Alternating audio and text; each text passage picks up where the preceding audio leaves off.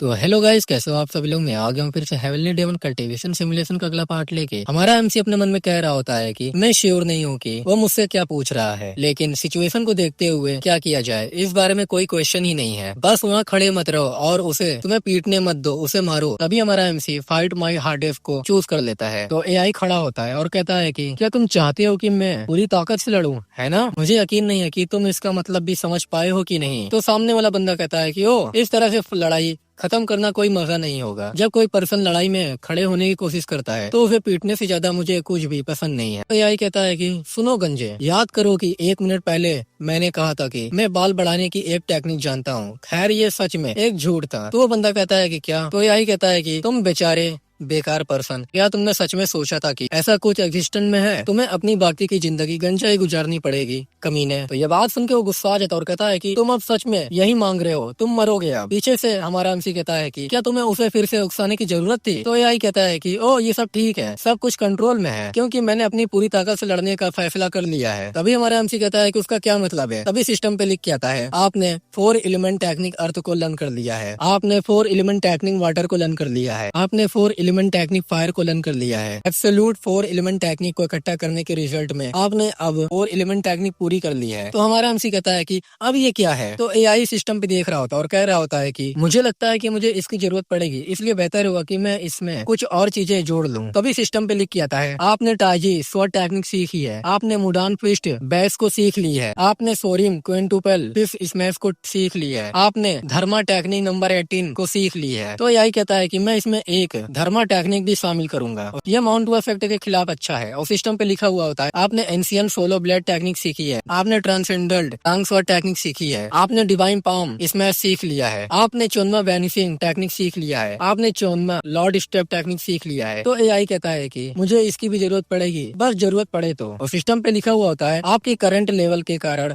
आपके द्वारा सीखी गई कुछ टेक्निक पर रेस्ट्रिक्शन है, उनमें से कुछ को एक्टिवेट करना भी मुश्किल हो सकता है। तो एआई कहता है कि हाँ, मुझे लगा कि इसमें कुछ प्रतिबंध हो सकते हैं। हमारा एमसी कह रहा होता है ये सब देख के, आखिर तुमने ये सब टेक्निक कहाँ से सीखी है? तो एआई कहता है कि इतना हैरान मत हो, तुम भी मेरी तरह कुछ हजार बार मरने के बाद एक या दो चीजें सीखते हो। और दूसरी तरफ हम देखते हैं कि वो अटैक कर रहा होता है। तो हमारा एमसी कहता है कि है देखो उधर। तभी हम देखते हैं कि एआई पे अटैक करता है, लेकिन एआई गायब हो जाता है और हमें दिखाया जाता है कि एआई इतना तेज होता है कि वो इधर उधर घूम रहा होता है। और हमारा एमसी कह रहा होता है कि दोनों ने एक ही समय में चोनमा वैनिशिंग टेक्निक का यूज किया है। डैम इट, क्या तमाशा चल रहा है यहाँ पर। मेरी आंखें तो इसे फॉलो भी नहीं कर पा रही है। वो बंदा कहता है कि तुम्हारी हिम्मत कैसे हुई मुझ पर स्पेल करने की? हमारा एमसी कह रहा होता है कि क्या मोरियो कुएन को ये महसूस नहीं हुआ कि एआई ने अभी भी चोनमा लॉर्डली स्टेप टेक्निक का यूज किया है? फिर केवल डेमोनिक कल्ट का लीडर ही जानता है कि उस टेक्निक का कैसे यूज किया जाए। और हमें दिखाया जाता है कि वो 2 एआई होता है और उस पर अटैक करने के लिए बढ़ रहा होता है। और हमारा एमसी कह रहा होता है कि चोनमा लुप्त होने की टेक्निक के विपरीत जो कल्ट के एल्डर को भी सिखाई जाती है, केवल कल्ट का लीडर और उसके द्वारा चुने गए लोगों को एक छोटा ग्रुप ही इसे सीख सकते हैं। क्योंकि मैं अभी भी केवल एक एडवांस मास्टर हूँ, इसलिए एआई इस टेक्निक का यूज उतनी बार नहीं कर सकता था जितनी बार वो चाहता था। लेकिन चोनमा लॉर्डली स्टेप टेक्निक के बारे में सबसे डरावनी बात यह है कि ये एक बार में 12 प्रेत पैदा करती है और वो वास्तविक में काल्पनिक नहीं है। ये बात इस टेक्निक को इतना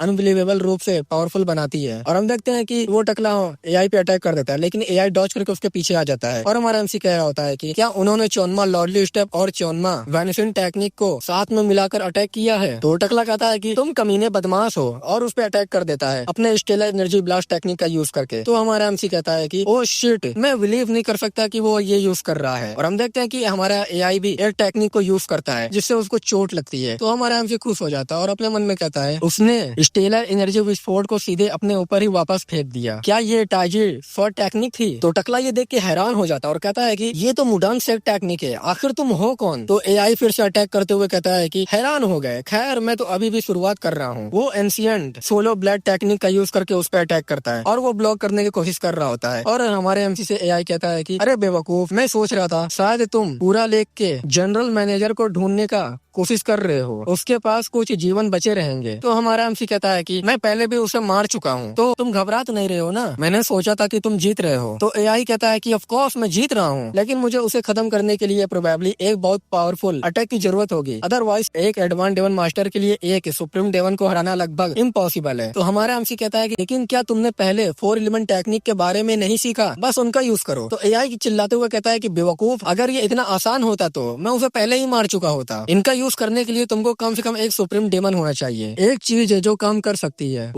हालांकि तुमको ये पसंद नहीं आएगा। तभी हम देखते हैं कि वो अपने सर पे अपने फिंगर मारता है। तो हमारा एमसी उससे कहता है कि अरे तुमने अपने ब्लड डेथ चैनल को क्यों खोल रहे हो। तो एआई कहता है कि अगर मैं उसे नहीं मार पाया तो तुम भी बर्बाद हो जाओगे, इसके अलावा तुमने पहले ही अपना जीवन बर्बाद कर लिया है ना। और वो अपने पेट पे मारता है और कहता है कि मेरी बात पर विश्वास करो, ये जीवन एक है, राइट ऑफ है, बस ये एक्सेप्ट कर लो कि तुमने गलती की है। मुझे कुछ दर्शकों की क्यूआई एनर्जी का यूज करना होगा, लेकिन चिंता मत करो, मैं बस इतना ही इस्तेमाल करूंगा कि तुम मरो ना, तुम बाद में एनर्जी प्राप्त कर सकते हो। और हम देखते हैं कि उसके पास से रेड कलर की ऑरा एनर्जी निकलने लगती है। तो एआई से टकला कहता है कि आखिर तुम हो कौन। तो एआई कहता है क्या तुमको सच में जानने की इच्छा है। तो वो बंदा कहता है कि ऑफ कोर्स मुझे है, असल में मैं तुम्हें अपने साथ ले जा रहा हूँ, मैं तुम पर कुछ ट्रेनिंग करना चाहता हूँ। तो एआई कहता है कि तुम किस बारे में बात कर रहे हो, तुम मुझे कहीं नहीं ले जा पाओगे, मैं तुम्हें यही मार डालूंगा। और अपनी पावर को रिलीज करता है और कहता है क्या तुम 1 मिनट के लिए अपना मुंह बंद रखोगे। तो हमारा एमसी ये देख के अपने मन में कहता है, उसकी मांसपेशियां अचानक से उभरने लगी है, ये इस बार सोरिम क्वांटिपल फिस्ट स्मैश टेक्निक को यूज करने जा रहा है। समय भी समाप्त हो रहा है, मुझे आश्चर्य है कि क्या वो समय रहते उस आदमी को हरा सकेगा। अगर समय समाप्त हो जाए और फाइट भी अभी खत्म ना हो तो मैं क्या करूंगा। एआई कहता है कि मैंने इससे भी बदतर अनगिनत लड़ाइयाँ का सामना किया है, जिन लोगों से मैंने फाइट की उनमें से कुछ इतने पावरफुल थे कि उनकी वजह से ये आदमी कुछ भी नहीं लगता। बस मेरे ऊपर ट्रस्ट, अब इसे खत्म करने का समय आ गया है।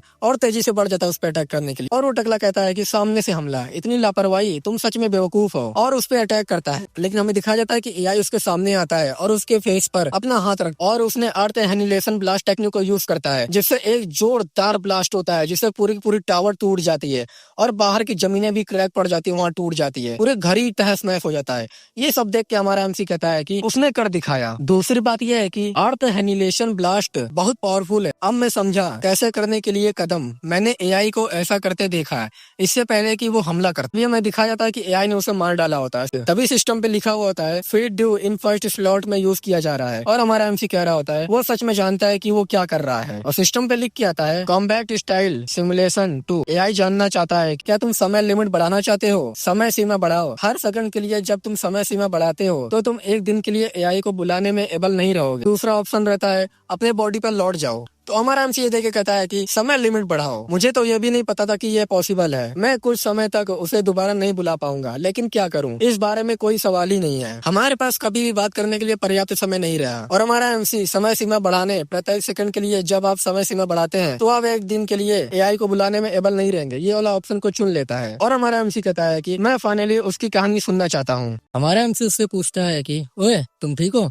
तो यही कहता है कि तुम क्या सोचते हो। तो हमारा एमसी कहता है कि तुमने समय सीमा बढ़ाने का अनुरोध क्यों किया, क्या तुम मुझसे कोई बात करना चाहते हो। वो बोलता है कि वो क्योंकि तुम बेवकूफ हो, मैंने सोचा कि मैं तुम्हारे साथ कुछ इम्पोर्टेंट बात कर लूं, क्यों तुम्हें इससे कोई परेशानी है। तो हमारा एमसी कहता है कि नहीं, बिल्कुल नहीं, मैं इसको अप्रिशिएट करता हूँ, क्या मैं आगे बढ़कर तुमसे कुछ पूछ सकता हूँ। वो बोलता है कि हाँ हाँ जल्दी करो। तो हमारा एमसी कहता है कि आखिर तुम हो कौन, तुम एआई कैसे बने। तो वो बोलता है कि ये बहुत लंबी कहानी है, लेकिन मैं तुमको ये बात बता दूं कि एक बार जब तुम इस सिचुएशन के अंत में पहुंच जाओगे जिसमें तुम अभी भी हो, तो तुमको एक रास्ता चुनने के लिए मजबूर होना पड़ेगा, और मैंने एआई बनना चुना। तो हमारा एमसी कहता है कि तुम्हारा मतलब है कि जब ये सब कुछ खत्म हो जाएगा तो मेरा क्या इंतजार है, एक एआई बनना। तो बोलता है कि खैर हो सकता है कि तुम, लेकिन अधिकांश वॉरियर सच में लगभग सभी उस बिंदु तक पहुंचने से पहले ही वो मर जाते हैं। तो हमारा एमसी कहता है कि तुम्हारा मतलब क्या है। तो वो बताता है कि क्या तुम जानते हो कि हम उन लोगों को क्या कहते हैं जिन्हें तुम्हारी तरह चुना गया है, हम उन्हें खिलाड़ी कहते हैं। लगभग 50 मिलियन लोग इस प्रणाली में इंटर कर चुके हैं, और जब से मैं पहली बार यहाँ आया हूँ तब से यहाँ केवल इतनी ही घटनाएं हुई है। उन सभी वॉरियर के बीच केवल 2 ही लोग अब तक एआई तक पहुँच पाए हैं, मेरे और उस एक अदर पर्सन के अलावा कोई भी इसके करीब नहीं आया है। तो हमारा एमसी कहता है कि दूसरा पर्सन कौन है। तो एआई कहता है कि मुझे माफ करना, लेकिन मैं तुमको ये नहीं बता सकता, ये तुम्हारे अपने भले के लिए है। शुक्र है तुम्हारे अनयूजुअल संविधान के कारण जब तक तुम इसे सीक्रेट रखोगे कोई नहीं जान पाएगा कि तुम डेमन वॉरियर हो। तो हमारा एमसी कहता है कि मुझे तुमको ये बताते हुए दुख हो रहा है, लेकिन मेरे पास ज्यादा दिन नहीं बचे हैं। तो एआई कहता है कि नहीं, तुम्हारे पास बहुत कुछ है, डिफिकल्टी के लेवल में परिवर्तन के कारण तुम शायद इसे नहीं देख पाओ, लेकिन मोरियो कुवैंग ने तुमको 8 लाइफ दिए हैं। तो हमारा एमसी कहता है कि 8 लाइफ बहुत खूब। तो एआई कहता है कि हाँ, तो इनमें से कुछ को अपने फ्यूचर में निवेश के रूप में देखो और दूर से ही चीजों पर नजर रखो, लेकिन सेंट्रल एडमिनिस्ट्रेशन में मुझे क्या करना चाहिए? तो एआई कहता है कि बस देखो और वेट करो, देखो कि चियोन्मा के डिसाइपल के बीच सत्ता संघर्ष कैसे चलता है और लड़ाई खत्म होने पर डेमन कल्ट पर कंट्रोल कौन करता है, और जब वो सेंट्रल एडमिनिस्ट्रेटर पर हमला करें तो उन पर नजर रखो। वॉर में फ्यूचर जानने से ज्यादा कोई चीज सहायक नहीं होती। तो हमारा एमसी अपने मन में कहता है कि ऐसा कुछ करने का विचार मेरे मन में कभी नहीं आया, क्योंकि मेरा लाइफ हमेशा छोटा रहा है। लेकिन एआई सही है, मुझे बिल्कुल भी अंदाजा नहीं है कि चीजें कैसे होंगी। बेहतर होगा कि दूर से ही डेमन कल्ट पर नजर रखा जाए और देखा जाए समय के साथ चारों डिसाइपल के बीच सिचुएशन किस प्रकार विकसित होती है। तो एआई कहता है कि खैर, जब तुम दोबारा शुरुआत करोगे तो दोबारा यही रास्ता मत चुनना, ये वो अनयूजुअल रास्ता है जिसे अधिकतर वॉरियर अपनाते हैं। तुमने खुद को एक भयानक कोने में ढकेल दिया है। तो हमारा एमसी कहता है कि अगर मैं मजबूत हो जाऊं तो क्या इससे कोई फर्क पड़ेगा? तो एआई कहता है कि सुनो, मैंने हैंगे से कम 10 बार लड़ाई की है और मैंने उसे 1 या 2 बार हराया भी है, लेकिन तुम जानते हो क्या, इसके बाद तो हालत और भी बदतर हो जाते हैं। जोंग योंग गू, परेशानी खड़ी करना तुम्हारी सबसे बड़ी समस्या नहीं है, बहुत जल्द तुम एक ऑब्स्टेकल में फंसने वाले हो। ये एक ऐसी बाधा है जिसे तुम 100 गुना ताकतवर होने पर भी पार नहीं कर सकते। तो हमारा एमसी कहता है कि तुम्हारा मतलब है डेमन कल्ट का लीडर, क्या मैं खुद चियोन्मा का सामना करने जा रहा हूँ? तो वो बोलता है कि मैं इसका उत्तर नहीं दे सकता, ये तुम्हारी आत्मा को कुचल देगा, बस इतना जान लो कि ये सही तरीका नहीं है। तो हमारा एमसी कहता है कि तो फिर मुझे कौन सा रास्ता अपनाना चाहिए? है, मैं अभी भी सीरियस हूँ, क्या मैं चाहे कुछ भी करूँ सच में कोई आशा नहीं है? तो बोलता है कि दूसरी बात यह है कि हैंगे जल्दी यहाँ आएंगे, मैं तुम्हारे जूते और गोल्डन बेल्ट तुम्हारे टूल बॉक्स में वापस रख दूंगा, यही सबसे अच्छा है जो मैं कर सकता हूँ। और वो उतारने लगता है और कहता है कि तुम तलवार को अभी के लिए अपने पास रख सकते हो, ये सारी चीजें बाद में बेकार हो जाएंगी, लेकिन अभी के लिए ये इम्पोर्टेंट है, और मैं ये केवल तुम्हारी चिंता के कारण पूछ रहा हूँ, लेकिन तुम अभी खुद को मरने क्यों नहीं देते? तो हमारा एमसी कहता है कि क्या? तो यही कहता है कि अगर तुम इसी रास्ते पर चलते रहोगे तो तुमको बहुत बड़ा झटका लगेगा, ये प्रोबेबली तुमको पूरी तरह से हार मानने पर मजबूर कर देगा। तो हमारा एमसी कहता है कि तुम्हारा मतलब क्या है? तो बोलता है कि दरअसल कोई बात नहीं, शायद तुमको इसे खुद एक्सपीरियंस करने की जरूरत है, अभी जो मैंने कहा उसे भूल जाओ तुम। मैंने भी सिस्टम में गड़बड़ी करने के लिए ही सोंगा को सहेजने की कोशिश की थी, क्योंकि मैं एक ही सिचुएशन को 3000 से ज्यादा बार दोहराते थक गया था। और एक बात और, तुमने सबसे खराब सिचुएशन से शुरुआत की है जो मैंने किसी भी खिलाड़ी को नहीं देखी है। तुम ग्रेट इंपीरियल पवेलियन में एक नॉर्मल पर्सन थे, किसी डिसाइपल से भी तुम्हारा कोई संबंध नहीं था, और फिर भी तुम किसी से भी ज्यादा तेजी से स्ट्रॉन्ग हुए। मुझे स्पेशल रूप से इस बात पर आश्चर्य हुआ कि तुम डेमोनिक और ट्रू स्कूल टेक्निक को मिलाकर ताइजी की दिशा में चले गए। मेरे हजारों जन्मों में मैंने कभी ऐसा प्रयास नहीं किया। जब मैंने ये देखा तभी मैंने तुम पर अपनी आशाएं टिकाने पर डिसीजन लिया। खैर, मुझे आशा है कि अगली बार जब मैं तुम्हें देखूंगा तो तब तक तुम एक सुप्रीम डेमन बन चुके होगे। और फाइनली, चाहे सिस्टम तुम्हारे साथ कितना भी छेड़छाड़ करने की कोशिश करे, ये मत भूलो कि तुम एक वास्तविक दुनिया में रहने वाले एक इंसान हो। वो हमारे लाइफ में सब कुछ निर्धारित नहीं कर सकते, तो सिस्टम को अपने आप को डिवोर करने मत दो, इस पर काबू पाने की कोशिश करो। तुम, क्या तुम्हें ये आता है? तुम मुझसे कहीं आगे जाओगे। अगली बार जब हम मिलेंगे तो तुमको बताऊंगा कि ये इतना इम्पोर्टेंट क्यों है। खैर, फिर मिलेंगे। और वो सिस्टम पे लिख के आता है, अब आप अपने शरीर में वापस लौट रहे हैं, और हमारा एमसी अपने शरीर में आ जाता है, और सिस्टम पे लिखा हुआ होता है आप 731 दिन तक एआई को नहीं बुला सकते हैं। और हम देखते हैं कि बाकी सबऑर्डिनेट भी हमारे एमसी के पास आ जाते हैं। जियोक्सन कहता है कि कमांडर, आप यहाँ है, हम आपको हर जगह ढूंढ रहे थे। योरिम बोलता है कि कुछ हुआ है क्या? तो हमारा एमसी कहता है कि ये क्या है, तुम सब यहाँ क्या कर रहे हो? तो योरिम कहता है कि खैर, हमने ग्रेट इंपीरियल पवेलियन के सभी बॉडीगार्ड को मार गिराया और हम वापस लौटने वाले थे, लेकिन हमने सन आर्चिप के डहने की आवाज सुनी। तो सोरियोंग कहती है कि हमने सोचा कि आप किस प्रकार की खतरे में होंगे, इसलिए हम मदद के लिए जल्दी से यहाँ आ गए। तो हमारा एमसी कहता है कि ये तुम्हारा बहुत थॉटफुल होगा। मैं जो कुछ तुम्हें बताने जा रहा हूँ उसे ध्यान से सुनो, तुम्हें अभी यहाँ से निकलना चाहिए। अभी हमारा एमसी की वाई चार्ज को एक्टिवेट कर लेता है और कहता है सभी से, मैं तुम्हारे लिए एक रास्ता खोलूंगा, जितना हो सके उतनी तेजी से भाग जाओ यहाँ से, मुझसे कोई क्वेश्चन मत पूछो। अगर हम एक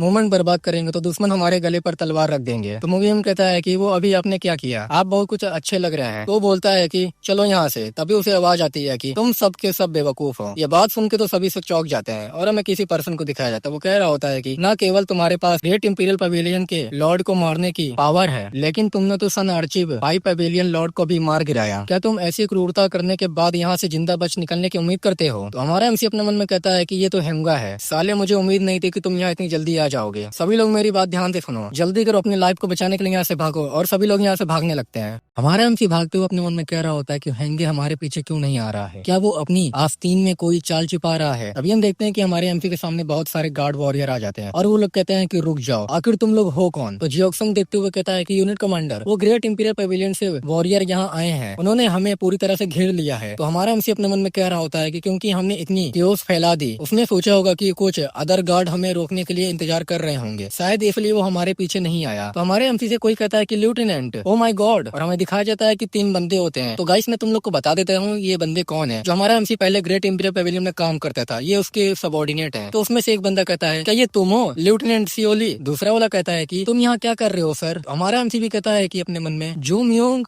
और यूसुक युआम ये कैसे हो सकता है, ये गिव सामा ने फ्लाइंग हैंड कंपनी को माउंट हुआ इफेक्ट की जांच करने का ऑर्डर नहीं दिया था। तो बीच वाला बंदा कहता है कि ओ मुझे पता नहीं क्यों, लेकिन मिशन अचानक अंतिम मोमेंट में रद्द कर दिया गया, हम तब से यही हैं। तो पीछे से सोरियोंग कहती है कि यूनिट कमांडर क्या आप इन लोगों को जानते हैं। तो हमारा एमसी कहता है कि जब मैं फ्लाइंग हैंड कंपनी में काम करता था ये सब मेरे सबऑर्डिनेट हुआ करते थे। और अपना मन में कहता है कि ये सही है, मैंने बहुत पहले ही गिव सामा का मैप गोमा को दे दिया था, अगर गिव सामा को पहले ही पता चल जाता इससे ये स्पष्ट हो जाएगा कि उन्होंने उन्हें उस मिशन पर क्यों नहीं भेजा। जोमयूंग कहता है कि वैसे लेफ्टिनेंट जब हमने आपको आखिरी बार देखा था तब से आप कहाँ थे। तो हमारा एमसी कहता है कि वेल, तभी पीछे से मुगीम कहता है कि सर उनसे दूर रहो, आप उनकी आंखों को देखिए। और हमें दिखाया जाता है कि उनकी आंखें कुछ और होती है और वो कहता है कि वो लोग पोसेस हो गए हैं। तो हमारा एमसी उन सब से कहता है कि क्या तुमने हाल ही में कोई न्यू मार्शल आर्ट टेक्निक सीखी है। तो सामने वाले कहते हैं कि हाँ सर, सूरा स्कूल। तो हमारा एमसी कहता है कि क्या मैंने तुम्हें ऑर्डर नहीं दिया था कि तुम इसका प्रैक्टिस मत करो, मैंने तुमसे कहा था कि ये तुम्हारी आत्मा डेमोनिक नेचर से पोसेस कर देगा। तो जोम यूंग कहता है कि लेकिन हम डेमन वॉरियर हैं, डेमोनिक मार्शल आर्ट सीखे बिना हम कैसे जिंदा रह सकते हैं। इसके अलावा इस मिशन के समाप्त होने के बाद हमें सेंट्रल प्लेन में भेजा जाएगा, हमें वहाँ शांति और खुशी का जीवन जीने का वादा किया गया है। तो हमारा एमसी कहता है कि सेंट्रल प्लेन, और अपने मन में कहता है कि इस समय उन्हें सेंट्रल प्लेन में भेजे जाने का केवल एक ही रीजन हो सकता है, उन्हें माउंट हुआ सेक्ट बलिदान के लिए चढ़ाया जा रहा है। दांत पीसते हुए कहता है कि वो कमीना। अभी अपने सबऑर्डिनेट से कहता है कि सेंट्रल प्लेन में मत जाओ, तुम्हें यहाँ से निकलना होगा। और हम देखते हैं कि वहाँ और सारे गार्ड्स आ जाते हैं। तो मुगीम कहता है कि वो बहुत डिफिकल्ट दिख रहे हैं कमांडर। हमारा एमसी कहता है कि ये होंगा के पर्सनल बॉडीगार्ड होंगे। हमारा एमसी कहता है कि 12वीं वॉरियर स्पिरिट यूनिट। तो सामने हमें एक लड़की को दिखाया जाता है, वो लड़की कह रही होती है कि तुमने सिचुएशन से निपटने के लिए अपने सबसे सुप्रीम गार्ड को भेजा, उनका मुकाबला कुछ बहुत पावरफुल वॉरियर से होगा, क्या वो 4 डिसाइपल के लिए काम करते हैं। तो हेंगा कहता है कि शायद। तो वो लड़की कहती है कि और क्या तुम उन्हें जिंदा पकड़ने का इरादा रखते हो। तो हेंगा कहता है कि ये इस बात पर निर्भर करता है कि चीजें कैसे चलती है, मुझे दूसरे के बारे में तो पता नहीं है, लेकिन वहाँ जो आदमी है उसे गिराना काफी मुश्किल लग रहा है, वो प्रोबेबली डेमन कल्ट का सदस्य है और फिर भी मुझे उसमें कोई डेमोनिक एनर्जी महसूस नहीं होती है, क्या इसका मतलब है कि उसने शुद्ध रूप से मार्शल आर्ट का प्रैक्टिस किया है। तो लड़की कहती है ये पॉसिबल है, या शायद वो पहले से ही एक सुप्रीम डेमन है। तो हेंगा कहता है कि बकवास, 4 डिसाइपल के अधीन कोई सुप्रीम डेमन नहीं है। तो लड़की कहती है कि हो सकता है कि पास्ट में ये बात सच रही हो, लेकिन क्या तुमने फर्स्ट डिसाइपल और 4 डिसाइपल के बीच हुए हाली टकराव के बारे में सुना है ना। हो सकता है कि 4 डिसाइपल उस यंग को सीक्रेट रूप से ट्रेनिंग दे रहा हो और अब वो सुप्रीम डेमन के लेवल प्राप्त कर चुका हो। और हमारा हमसे लड़ते हुए अपने मन में कह रहा होता है कि बकवास, वो उतने स्ट्रॉन्ग है जितने मैंने उम्मीद की थी। मैं शर्त लगाता हूँ कि वे सभी ट्रांसेंडेंट डेमन पीक पर पहुंच चुके हैं, मेरे सबऑर्डिनेट के लिए उनसे लड़ना आसान नहीं होगा, लेकिन अगर हम भागने की कोशिश करेंगे तो वो हमें तुरंत पकड़ लेंगे। इससे पहले कि हम बच सके हमें उन्हें थोड़ा थका देने की जरूरत है। और हमारा हमसे सभी से कहता है कि सभी लोग मुझे फॉलो करो, मैं रास्ता तुम लोग को दिखाऊंगा। और वो लोग भाग रहे होते हैं और हमारा हमसे कह रहा होता है कि इस समय मेरे पास और कोई रास्ता नहीं है और मुझे बस उन पर भरोसा करना होगा। और हमारा हमसे विंड ब्लेड और डिस्ट्रक्शन का यूज करके अटैक करता है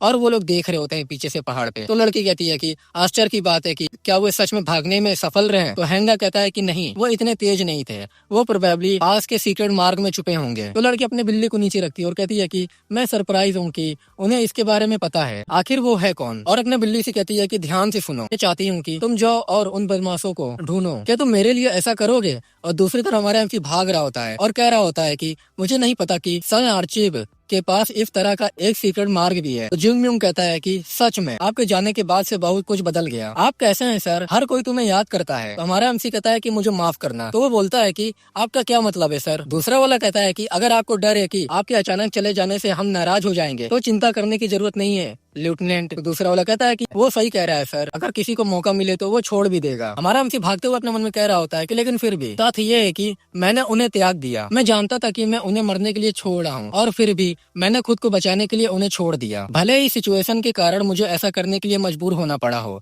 फिर भी मैं हालात स्थिर होने के बाद उनसे दोबारा संपर्क कर सकता था, लेकिन मैंने ऐसा नहीं किया। मैं तो बस जिंदा रहने की कोशिश में बिजी था। अगर वो मुझे धोखा देने के लिए प्लानिंग करेंगे तो उन्हें दोष नहीं दूंगा। और उन लोग से कहता है कि जोंग म्योंग, युआम, इसुक, सुनो मेरी बात। तो सामने वाला कहता है कि याद रखो, आप हमें हमेशा क्या कहते थे लेफ्टिनेंट, आपको मजबूत होने के लिए हर अपॉर्चुनिटी का लाभ उठाना होगा। तो बीच वाला कहता है कि ये सही बात है, हमारे लिए भी लागू है। अगर हमें मौका मिला तो हम में से कोई भी वहाँ चला जाएगा। तो तीसरा वाला कहता है कि आप तो सोंगो से जाने वाले पहले पर्सन थे सर, और अब हम ये भी जान गए हैं कि आप कैसे स्ट्रॉन्ग हो गए। तो जोंग म्योंग कहता है कि बस यही बात है, इसके लिए खुद को दोषी मत ठहराइए सर। तो हमारा एमसी कहता है कि लेकिन जोंग म्योंग, वो मार्शल आर्ट स्कूल जो तुमने सीखा। तो जोंग म्योंग कहता है कि हम इसके खतरों से अवेयर हैं सर, लेकिन इसका प्रैक्टिस करना हमारा अपना डिसीजन था। इसके अलावा जब तक हम ज्यादा एडवांस मार्शल आर्ट सीखते हैं और बाद में अपने डेमोनिक नेचर पर काबू पा लेते हैं, इसमें कोई समस्या नहीं होनी चाहिए, है ना। हमारा एमसी अपने मन में दांत पीसते हुए कहता है कि अनफॉर्चुनेटली डेमोनिक नेचर को कंट्रोल करना इतना आसान नहीं है। और वो लोग कहते हैं कि लेफ्टिनेंट, क्या आपने जेजियांग में होंगे के बारे में सुना है? ये होंगे नदी के दक्षिण में स्थित महान शहरों में से एक है, हमें वहीं जाने का काम सौंपा गया है। वो कहते हैं कि डॉक्टोंग पॉर्क मरने के लायक है।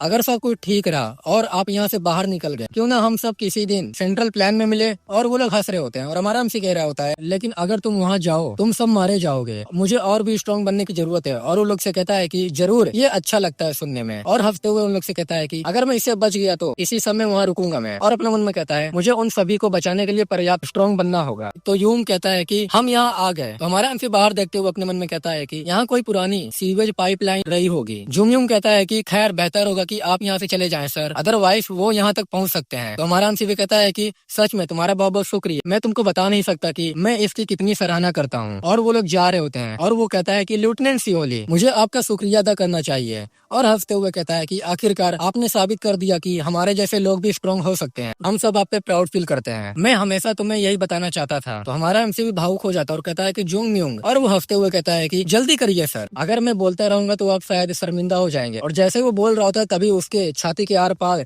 एक अटैक हो जाता है। ये देख के हमारा एमसी जोर से चिल्लाता है और कहता है कि जोंग म्योंग। तो गाइस, ये एपिसोड यही खत्म होता है। आई होप आप लोग को वीडियो अच्छी लगी होगी। तो वीडियो को लाइक कर दीजिएगा, चैनल को सब्सक्राइब कर दीजिएगा और कमेंट कर दिए तुम लोग को वीडियो कैसे लगी। हम लोग मिलेंगे नेक्स्ट एपिसोड में, तब तक के लिए बाय बाय।